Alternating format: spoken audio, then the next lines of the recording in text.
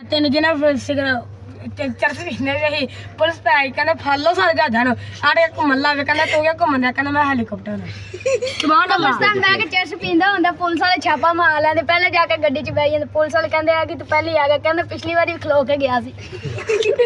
ਹੁਣ ਕਿਹੜਾ ਬੋਲੇਗਾ ਬੋਲੋ 15 ਨਾਲ ਲੜੀ ਜਾਂਦਾ ਕਹਿੰਦਾ ਮੈਂ ਅੱਗੇ ਬੈਗ ਜਾਣਾ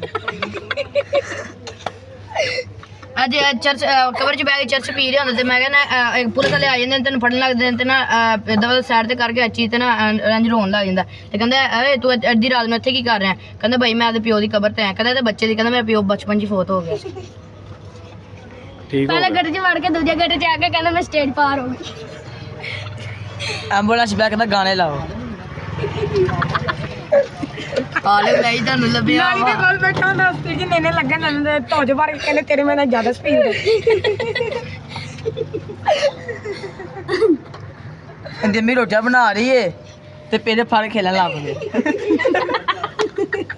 ਸਰਕਸ ਕਰਨ ਲਾ ਸਰਕਸ ਕਰਨ ਲੱਗ ਗਿਆ ਪਿਆ ਵਾ ਓ ਯਾਰ ਮੈਂ ਤੁਹਾਨੂੰ ਮੈਂ ਹੀ ਲੱਭਿਆ ਕਬਰ ਤੋਂ ਪਾਣੀ ਸੱਟੀ ਜਾਂਦਾ ਮੁਰਦਾ ਉੱਠ ਕੇ ਕਹਿੰਦਾ ਸਾਬਣ ਤੇਰੇ ਪਿਓ ਨੇ ਲਾਣਾ ਰਮਜ਼ਾਨ ਚ ਸਕੰਜਵੀ ਲਾ ਲਈ ਰਮਜ਼ਾਨ ਚ ਸਕੰਜਵੀ ਲਾ ਲਈ ਪੁਲਿਸ ਦਾ ਛਾਪਾ ਪੈ ਗਿਆ ਤਰੋਕਣ ਲੱਗ ਗਿਆ ਕਹਿੰਦਾ ਯਾਰ ਇਧਰੇ ਮੈਂ ਟ੍ਰੇਨ 'ਚ ਬੈਠਾ ਹੁੰਦਾ ਜਾਂਦਾ ਹੁੰਦਾ ਉਹ ਬੁੱਢੀ ਹੁੰਦੀ ਆਦੇ ਬੱਚੇ ਨੂੰ ਕਹਿੰਦੀ ਆ ਕੇਕ ਖਾ ਉਹ ਹਲਵਾ ਖਾ ਲੈਣੇ ਤੇ ਮੈਂ ਨਾਲ ਦੇ ਘਰ ਸਾਹਿਬ ਨੂੰ ਦੇ ਦੇਣਾ ਇਹਦਾ ਦਿਲ ਬੜਾ ਕਰਦਾ ਕਿ ਮੈਂ ਵੀ ਮੈਨੂੰ ਮਿਲ ਜਾ ਉਹ ਫਿਰ ਵੀ ਬੈਠਾ ਰਹਿੰਦਾ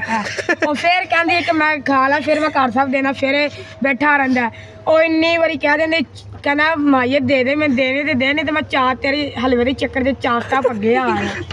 ठीक है बेटा जी आप सब ने बहुत अच्छा बोला है और आप बड़े अच्छे प्यारे बच्चे हो ठीक है जी शुक्रिया बाय बाय टाटा ठीक है बाय जी बाय शुक्रिया टाटा बेटा सी यू